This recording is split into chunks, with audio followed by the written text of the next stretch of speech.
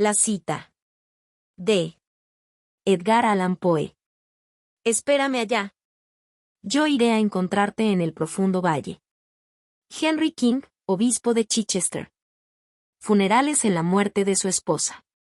Hombre misterioso, de aciago destino. Exaltado por la brillantez de tu imaginación, ardido en las llamas de tu juventud.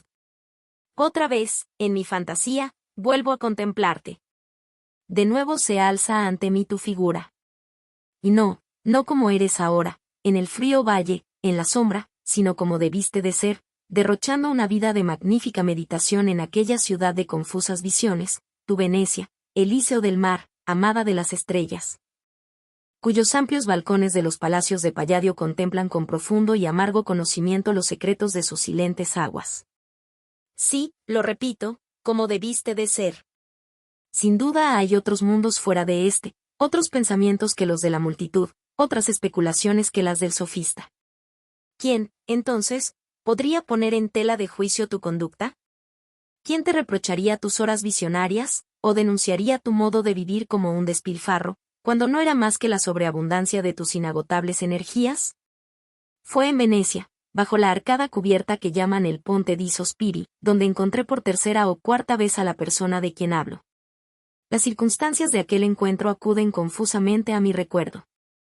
Y, sin embargo, veo, como olvidar. La profunda medianoche, el puente de los suspiros, la belleza femenina y el genio del romance que erraba por el angosto canal. Venecia estaba extrañamente oscura. El gran reloj de la piazza había dado la 5:00 hora de la noche italiana. La plaza del Campanile se mostraba silenciosa y vacía, mientras las luces del viejo palacio ducal extinguíanse una tras otra. Volvía a casa desde la piazzetta, siguiendo el gran canal. Cuando mi góndola llegó ante la boca del canal de San Marcos, oí desde sus profundidades una voz de mujer, que exhalaba en la noche un alarido prolongado, histérico y terrible.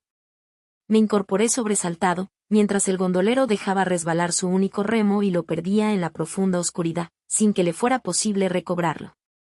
Quedamos así a merced de la corriente, que en ese punto se mueve desde el canal mayor hacia el pequeño. Semejantes a un pesado cóndor de negras alas nos deslizábamos blandamente en dirección al puente de los suspiros, cuando 1000 antorchas, llameando desde las ventanas y las escalinatas del palacio ducal, convirtieron instantáneamente aquella profunda oscuridad en un lívido día preternatural. Escapando de los brazos de su madre, un niño acababa de caer desde una de las ventanas superiores del elevado edificio a las profundas y oscuras aguas del canal, que se habían cerrado silenciosas sobre su víctima. Aunque mi góndola era la única a la vista, muchos arriesgados nadadores habíanse precipitado ya a la corriente y buscaban vanamente en su superficie el tesoro que, solo habría de encontrarse en el abismo. En las grandes losas de mármol negro que daban entrada al palacio, apenas a unos pocos peldaños sobre el agua, veíase una figura que nadie ha podido olvidar jamás después de contemplarla. Era la marquesa Afrodita, la adoración de toda Venecia, la más alegre y hermosa de las mujeres. Allí donde todas eran bellas, la joven esposa del viejo e intrigante Mentoni y madre del hermoso niño, su primer y único vástago que, sumido en las profundidades del agua lóbrega, estaría recordando amargamente las dulces caricias de su madre y agotando su débil vida en los esfuerzos por llamarla. La marquesa permanecía sola. Sus diminutos y plateados pies desnudos resplandecían en el negro espejo de mármol que pisaba. Su cabello, que conservaba a medias el peinado del baile, rodeaba entre una lluvia de diamantes su clásica cabeza, llena de bucles parecidos al jacinto joven. Una túnica alba como la nieve y semejante a la gasa parecía ser la única protección de sus delicadas formas, pero el aire estival de aquella medianoche era caliente, denso, estático. Y aquella imagen estatuaria tampoco hacía el menor movimiento que alterara los pliegues de la vestidura como de vapor que la envolvía, tal como el pesado mármol envuelve la imagen de Niobe. Y, sin embargo, cosa extraña, sus grandes y brillantes ojos no miraban hacia abajo, en dirección a la tumba donde su mejor esperanza había sido sepultada, sino que aparecían como clavados en una dirección por completo diferente. La prisión de la antigua República es, según creo, el edificio más majestuoso de Venecia, pero, ¿cómo podía aquella dama contemplarlo tan fijamente, mientras allí abajo se estaba ahogando su único hijo? Un negro, lúgubre nicho hallábase situado exactamente frente a la ventana del aposento de la marquesa. ¿Qué podía haber, pues, en sus sombras, en su arquitectura, en sus solemnes cornisas cubiertas de hiedra, que la dama no hubiera contemplado 1000 veces antes? Oh, desatino. ¿Quién no recuerda que, en momentos como ese, la mirada, semejante a un espejo trizado, multiplica las imágenes de su desolación y ve en innumerables lugares lejanos la pena más cercana? Varios escalones más arriba que la marquesa y dentro del arco de la compuerta se veía a Mentoni, todavía con su traje de fiesta, semejante a un sátiro. Ocupábase por momentos de rasguear las cuerdas de una guitarra y parecía ennuyé en extremo, mientras, de cuando en cuando, daba instrucciones para el salvamento de su hijo. Estupefacto y despavorido, no había podido moverme de la posición en que me colocara al escuchar el grito. Seguía de pie y debí de presentar a ojos del agitado grupo una apariencia ominosa y espectral, mientras pasaba, pálido y rígido, en aquella fúnebre góndola. Todos los esfuerzos parecían vanos. Los más decididos en la búsqueda empezaban a cansarse y se entregaban a una profunda tristeza. Poca esperanza quedaba ya de salvar al niño, y cuanto más desesperada estaría la madre. Pero entonces, desde el interior de aquel oscuro nicho que he mencionado como parte integrante de la prisión de la antigua república, y que quedaba frente a las ventanas de la marquesa, una silueta embosada avanzó hasta las luces y, luego de hacer una pausa al borde del abismo líquido, zambullóse de cabeza en el canal. Un minuto después, al emerger llevando en sus brazos al niño que aún respiraba y alzarse en los peldaños de mármol del lado de la marquesa, la empapada capa se soltó de sus hombros y, cayendo a sus pies, mostró a los estupefactos espectadores la graciosa figura de un hombre joven, cuyo nombre resonaba entonces en toda Europa. Ni una palabra pronunció el Salvador. Pero la marquesa, ya iba a recibir a su hijo. Ya iba a estrechar en sus brazos el pequeño cuerpo y reanimarlo con sus caricias. Mas, los brazos de otro lo alzaban, los brazos de otro se lo llevaban, lo introducían en el palacio. ¿Y la marquesa? Sus labios, sus hermosos labios temblaban, las lágrimas se arracimaban en sus ojos, esos ojos que, como el acanto de Plinio, eran suaves y casi líquidos. Sí, las lágrimas se agolpaban en sus ojos, y de pronto todo el cuerpo de aquella mujer se estremeció con un temblor que le venía del alma. Y la estatua recobró vida. Vi súbitamente como la palidez marmórea de sus facciones, el alentar de su seno y la pureza de sus blancos pies se anegaban en una incontenible marea carmesí. Y un leve temblor agitó su delicado cuerpo, como la brisa gentil de Nápoles agita los plateados lirios en el campo. ¿Por qué se sonrojaba la dama? No hay respuesta a tal pregunta. Verdad es que, al abandonar, con el apresuramiento y el terror de un corazón materno la intimidad de su boudoir, la marquesa había olvidado aprisionar sus menudos pies en chinelas y cubrir sus hombros venecianos con el manto que les correspondía. ¿Qué otra razón podía tener para sonrojarse así? ¿Y la mirada de esos ojos que imploraban desesperadamente? ¿Y el tumulto del agitado seno? ¿Y la convulsiva presión de aquella mano temblorosa que, en momentos en que Mentoni retornaba al palacio, se posó accidentalmente sobre la mano del desconocido? ¿Y qué razón podía haber para aquellas palabras en voz baja, en voz tan extrañamente baja, aquellas palabras sin sentido que la dama murmuró presurosamente en el instante de despedirlo? Has vencido, dijo, a menos que el murmullo del agua me engañara. Has vencido. 1 hora después de la salida del sol. Así sea.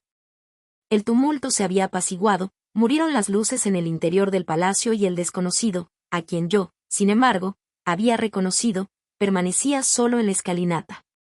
Estremecióse con inconcebible agitación y sus ojos miraron en todas direcciones buscando una góndola. No podía menos de ofrecerle la mía, y la aceptó. Luego de obtener un remo en una compuerta, continuamos juntos hasta su residencia. Mientras mi huésped recobraba rápidamente el dominio de sí mismo y se refería a nuestra superficial relación en términos de gran cordialidad. Frente a ciertos temas, me gusta ser minucioso. La persona del desconocido, permítime llamarlo así, ya que lo era todavía para el mundo entero, la persona del desconocido constituye uno de esos temas. Su estatura era algo inferior a la mediana, aunque en momentos de intensa pasión su cuerpo crecía como para desmentir esa afirmación. La liviana y esbelta simetría de su figura antes anunciaba la vivaz actividad demostrada en el puente de los suspiros, que la hercúlea fuerza que, en ocasiones de mayor peligro, había desplegado sin aparente esfuerzo. Su boca y mentón eran los de una deidad, los ojos, singulares, ardientes, enormes, líquidos, de una tonalidad fluctuando entre el puro castaño y el más intenso y brillante azabache. Una profusión de cabello negro y rizado, bajo el cual se destacaba una frente de no común anchura, que por momentos resplandecía como marfil iluminado, tales eran sus rasgos. Tan clásicamente regulares que jamás he visto otros semejantes, salvo, quizá, en las imágenes del emperador Cómodo. Y, sin embargo, su rostro era de esos que todo hombre ha visto en algún momento de su vida, pero que no ha vuelto a encontrar nunca más. No tenía nada peculiar, ninguna expresión predominante que fijar en la memoria, un rostro visto e instantáneamente olvidado, pero olvidado con un vago y continuo deseo de recordarlo otra vez. Y no porque el espíritu de cada rápida pasión no dejara de imprimir su propia y clara imagen en el espejo de aquel rostro, pero el espejo, al igual que todos los espejos, perdía todo vestigio de la pasión apenas desaparecía. Al despedirnos la noche de aquella aventura me pidió, de una manera que me pareció urgente, que no dejara de visitarlo muy temprano por la mañana. Poco después de la salida del sol llegué a su palacio, uno de aquellos enormes edificios de sombría y fantástica pompa que se alzan sobre las aguas del Gran Canal, en la vecindad del Rialto. Fui conducido por una ancha escalinata de mosaico hasta un aposento cuyo incomparable esplendor irrumpía por las puertas abiertas, con lujo tal que me cegó y me confundió. No ignoraba que mi conocido era rico. Los rumores circulantes se referían a sus bienes en términos que yo me había atrevido a calificar de ridículas exageraciones. Pero, cuando miré en torno, no pude creer que la riqueza de un europeo hubiese sido capaz de proporcionar la principesca magnificencia que ardía y brillaba en todas partes. Aunque, como ya he dicho, ya había salido el sol, el aposento seguía profusamente iluminado. Juzgué por esta circunstancia, así como por la expresión de fatiga del rostro de mi amigo, que no se había acostado en toda la noche. Tanto la arquitectura como la ornamentación de la cámara tenían por finalidad evidente la de deslumbrar y confundir.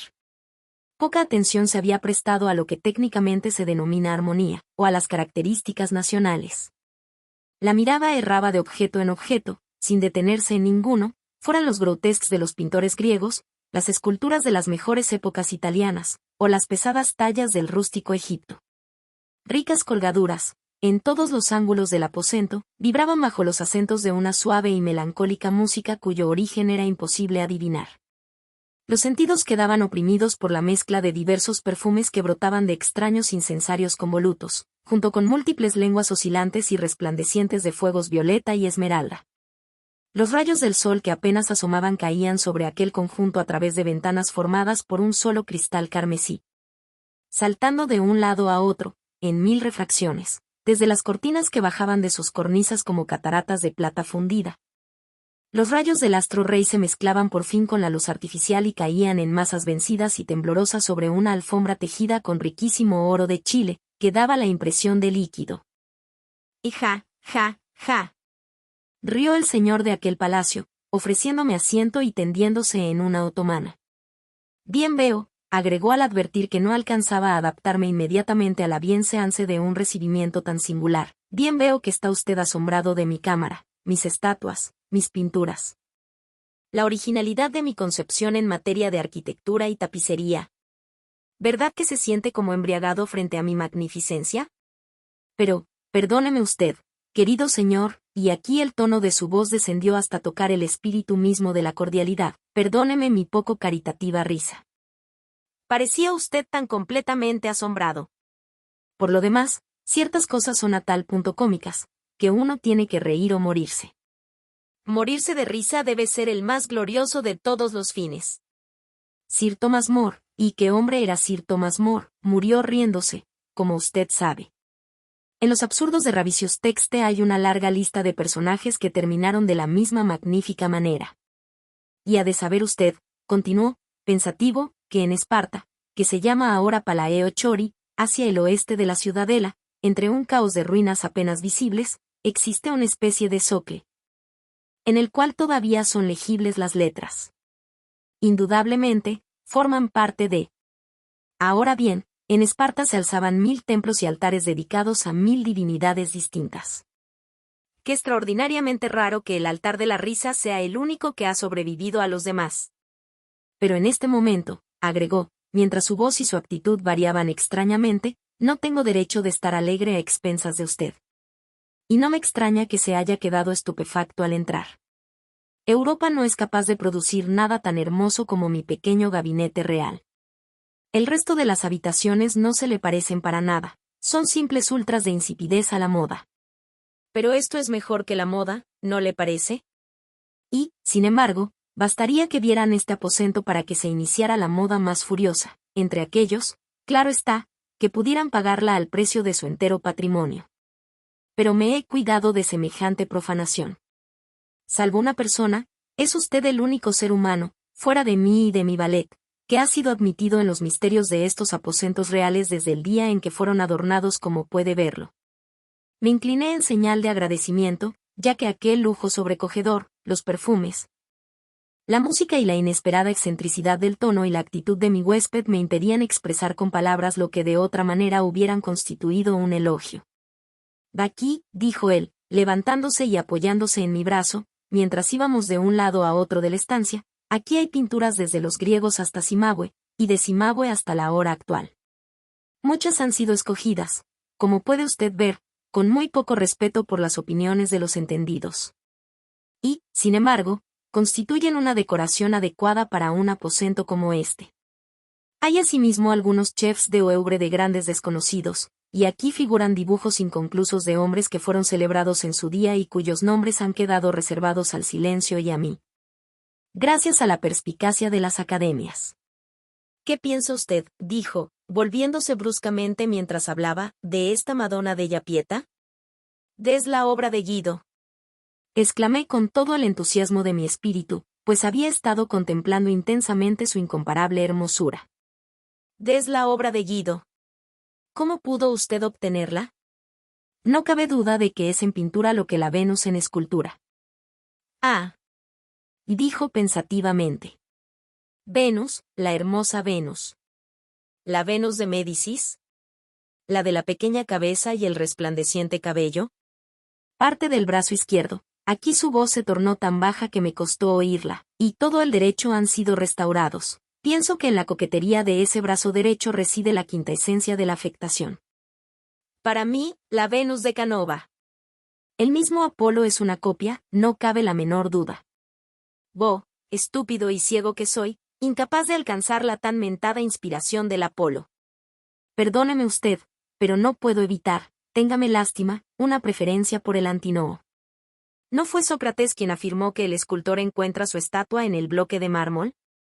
En ese caso, Miguel Ángel no se mostró nada original en sus versos. Non ha el ottimo artista alcun concepto. C'è un marmo solo in se non circonscriba. Se ha afirmado, o debería afirmarse, que en la actitud del verdadero gentleman cabe advertir siempre una diferencia con el comportamiento del hombre vulgar, sin que en el instante pueda precisarse en qué consiste. Suponiendo que dicha observación se aplicara con toda su fuerza a la conducta exterior de mi amigo, aquella memorable mañana sentí que correspondía referirla aún más a su temperamento moral y a su carácter. Para definir esa peculiaridad de espíritu que parecía apartarlo esencialmente del resto de los seres humanos, la llamaré un hábito de intenso y continuo pensamiento, que invadía incluso sus acciones más triviales. Penetraba en sus momentos de gozo y se entrelazaba con sus estallidos de alegría, como los áspides que surgen de los ojos de las máscaras sonrientes en las cornisas de los templos de Persépolis. No pude menos de observar, sin embargo, que, a pesar del tono alternado de liviandad y solemnidad que mi huésped adoptaba para referirse a cuestiones de menuda importancia, había en él una cierta vacilación. Algo como un fervor nervioso en la acción y la palabra, una inquieta excitabilidad de conducta que en todo momento me pareció inexplicable y que a ratos llegó a alarmarme. Con frecuencia, deteniéndose a mitad de una frase cuyo comienzo había aparentemente olvidado, quedábase escuchando con la más profunda atención, tal como si esperara la llegada de un visitante u oyera sonidos que solo existían en su imaginación. Ocurrió que, durante una de esas ensoñaciones o pausas de aparente abstracción, me puse a hojear la hermosa tragedia del poeta y humanista policiano, Orfeo, la primera tragedia italiana, que había encontrado a mi alcance sobre una otomana. Al hacerlo, descubrí un pasaje subrayado con lápiz. Correspondía al final del tercer acto, y era un fragmento apasionadamente emocionante, un pasaje que, aunque manchado de impurezas, no podría ser leído por hombre alguno sin despertar en él nuevos estremecimientos y hacer suspirar a las mujeres. Aquella página estaba borrosa de lágrimas recién vertidas y, en la parte en blanco del folio opuesto, leí los siguientes versos en inglés, escritos con una letra tan diferente de la muy singular de mi amigo, que al principio me costó darme cuenta de que era la misma. Tú fuiste para mí, oh amor, todo lo que mi espíritu anhelaba, isla verde en el mar, fuente y santuario, con guirnaldas de frutas y de flores, oh amor, que fueron mías. Ah, hermoso sueño, por hermoso efímero. Ah, estrellada esperanza que surgiste para pronto morir. Una voz del futuro me reclama. Adelante, adelante. Más se cierne sobre el pasado, negro abismo, mi alma medrosa, inmóvil, muda. Ay, ya no está conmigo la luz de mi existencia. Y ya nunca, nunca, nunca, así murmura el mar solemne a las arenas de la playa. Ya nunca el árbol roto dará flores. Ni el águila muriente alzará su vuelo. Hoy mis días son vanos y mis nocturnos sueños andan allá donde tus ojos grises miran, donde pisan tus plantas. Oh, en que danzas etéreas, a la orilla de itálicos arroyos. Ay, en qué aciago día por el mar te llevaron, robándote al amor, para entregarte a caducos blasones mancillados. Robándote a mi amor, a nuestra tierra donde lloran los sauces en la niebla. Que aquellos versos hubieran sido escritos en inglés, idioma con el cual no creía familiarizado a mi huésped, me sorprendió poco. Demasiado sabía la extensión de sus conocimientos y el singular placer que experimentaba en ocultarlos a los demás. Pero el lugar donde estaba fechado el poema me causó, debo admitirlo, no poca confusión. La palabra original era Londres, y, aunque aparecía cuidadosamente tachada, podía, sin embargo, ser descifrada por un ojo escrutador. He dicho que me causó no poca confusión, pues bien recordaba una conversación anterior con mi amigo durante la cual le preguntara si alguna vez había conocido en Londres a la marquesa de Mentoni, la cual residía en aquella capital antes de su matrimonio, si no me equivoco. Su respuesta me dio a entender que jamás había pisado la metrópoli inglesa. Bien puedo mencionar de paso que muchas veces había oído decir, sin dar crédito a un rumor, al parecer, tan improbable, que el hombre de quien hablo era no solo por su nacimiento, sino por su educación, inglés. Hay una pintura, dijo él, sin advertir que yo había estado leyendo la tragedia, que todavía no ha visto usted. Y, apartando una colgadura, descubrió un retrato de tamaño natural de la marquesa Afrodita. El arte humano no podía haber hecho más en el trazado de su belleza sobrehumana. La misma etérea figura que se alzaba ante mí la noche anterior en la escalinata del Palacio Ducal volvía a ofrecerse a mis ojos. Pero en la expresión de su rostro, que resplandecía sonriente, se insinuaba, incomprensible anomalía, esa incierta mácula de melancolía, que siempre será inseparable de la perfección de la hermosura. El brazo derecho de la marquesa aparecía doblado sobre el seno. Con el izquierdo mostraba, en la parte inferior del cuadro, un vaso de extraña factura. Un diminuto pie como de hada, apenas visible, parecía rozar la tierra, y, apenas discernible en la brillante atmósfera que parecía circundar y envolver su belleza, flotaba un par de alas de la más delicada concepción. Mis ojos pasaron de la pintura a la figura de mi amigo, y las vigorosas palabras de él. Dizzy de Amboise de Chapman subieron instintivamente a mis labios. Está erguido, como una estatua romana. Y así permanecerá hasta que la muerte lo haya vuelto mármol. Vamos, exclamó por fin, volviéndose hacia una mesa de plata maciza, ricamente esmaltada, sobre la cual aparecían algunas copas fantásticamente coloreadas, juntamente con dos grandes vasos etruscos, semejantes en su factura al extraordinario modelo que aparecía en la parte inferior del retrato, y llenos de lo que me pareció ser Juan Isberger. Vamos, repitió bruscamente. Es muy temprano, pero lo mismo beberemos. Sí, ciertamente es temprano, continuó pensativo, en momentos en que un querubín descargaba su pesado martillo de oro, haciendo resonar la estancia con la primera hora posterior a la salida del sol. Oh, sí, es temprano. Pero, ¿qué importa? Bebamos. Brindemos como ofrenda a ese solemne sol que nuestras brillantes lámparas e incensarios se obstinan en someter. Y, después de brindar conmigo, bebió sucesivamente varias copas de vino. Soñar, continuó, recobrando el tono de su inconexa conversación, soñar ha constituido el fin de mi vida. Por eso he construido, como ve usted, este lugar para los sueños. ¿Podría haber creado uno mejor en pleno corazón de Venecia? Cierto que lo que se percibe es una mezcla de ornamentaciones arquitectónicas. La castidad jónica se ve ofendida por las formas antediluvianas, y las esfinges egipcias se tienden sobre alfombras de oro. Sin embargo, el efecto solo resulta incongruente para un espíritu tímido. Las unidades, las convenciones de lugar y, sobre todo, de tiempo, son los espantajos que aterran a la humanidad y la apartan de la contemplación de las magnificencias. Yo mismo profesé en un tiempo ese rigor, pero semejante sublimación de la locura acabó por estragar mi alma. Lo que ahora me rodea es lo más adecuado a mi propósito. Como esos incensarios de arabescos, mi espíritu se retuerce en el fuego, y el delirio de esta escena me prepara a las visiones más exaltadas de esa tierra de sueños reales hacia donde voy a partir enseguida. Detúvose bruscamente, dejó caer la cabeza sobre el pecho y pareció escuchar un sonido que mis oídos no percibían. Por fin, enderezándose, miró hacia arriba y prorrumpió en los versos del obispo de Chichester. Te espérame allá. Yo iré a encontrarte en el profundo valle. Un instante después, cediendo a la fuerza del vino, se dejó caer cuán largo era sobre una otomana. Oyéronse pasos presurosos en la escalera y resonaron pesados golpes en la puerta. Me disponía a impedir que volvieran a molestarnos cuando un paje de la casa de Mentoni irrumpió en el aposento y gritó, con palabras que la emoción ahogaba y volvía incoherentes. Mi señora, envenenada, envenenada. Por la hermosa Afrodita. Estupefacto, me precipité a la otomana y traté de que el durmiente recobrara el uso de los sentidos. Pero sus miembros estaban rígidos, lívidos los labios, y aquellos ojos brillantes aparecían ahora fijos para siempre por la muerte. Retrocedí tambaleándome hasta la mesa y mi mano cayó sobre una copa rota y ennegrecida. Y la conciencia de la entera, de la terrible verdad, se abrió paso como un rayo en mi alma.